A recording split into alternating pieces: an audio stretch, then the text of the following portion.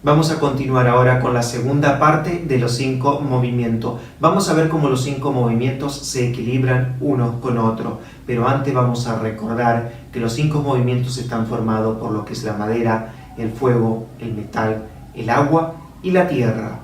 Vamos a recordar que la tierra se localiza en el centro, que la tierra contiene el resto de movimiento, que todo lo que suceda en la tierra repercutirá en el resto de movimiento y todo lo que suceda en el resto de movimiento repercutirá en la tierra. También vamos a recordar que a cada movimiento le corresponde una estación del año. La primavera corresponde con lo que es la madera, el verano con lo que es el fuego, el otoño con lo que es el metal y el invierno con lo que es el agua. También recordemos que la Tierra no tiene una estación específica, sino que pertenece a los 15 días anteriores y 15 días posteriores al cambio de cada estación. Es decir, que 15 días antes que cambie la estación, toda la energía del movimiento regresa a la Tierra, se renueva, se revitaliza, y los 15 días siguientes la energía emerge hacia el movimiento siguiente, formando la nueva estación. Pero para que los movimientos se puedan controlar entre sí, van a suceder 2 ciclos y la Tierra debe ser desplazada hacia la periferia. Por lo tanto, la Tierra es desplazada hacia lo que es el final del verano, formando así lo que es el verano tardío o la quinta estación. En la antigüedad, la quinta estación pertenecía a aquel periodo donde se recolectaban los frutos y la cosecha. Era el periodo del almacenamiento, se hacían grandes fiestas. ¿Por qué? Porque luego vendrían 6 meses muy duros, los 6 meses de otoño, los 3 meses de otoño y los 3 meses de invierno, donde no había supermercado como hoy en día. Por lo tanto, debían abastecer su consumo de esta recolección y almacenamiento. Los 5 movimientos se van a controlar a través de 2 ciclos. El primer ciclo es el ciclo Shen o de generación, donde un movimiento engendra al siguiente.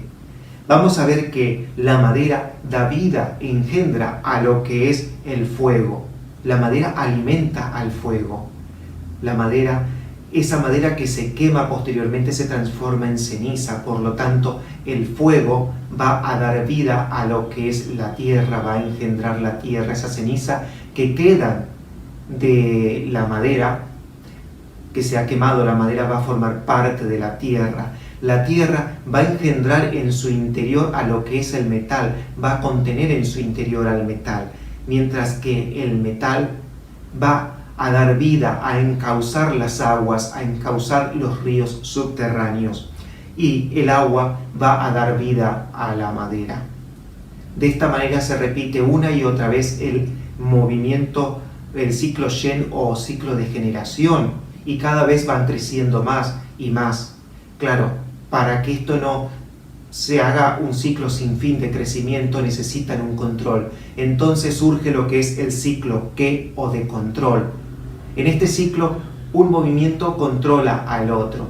Vamos a ver que el agua controla al fuego.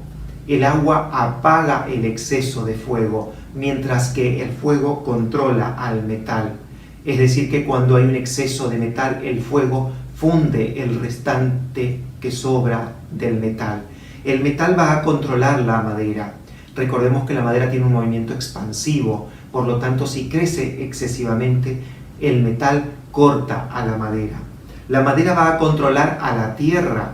Cuando la tierra crece demasiado, la madera, por ejemplo, un árbol, a través de sus raíces ocupa el espacio de la tierra.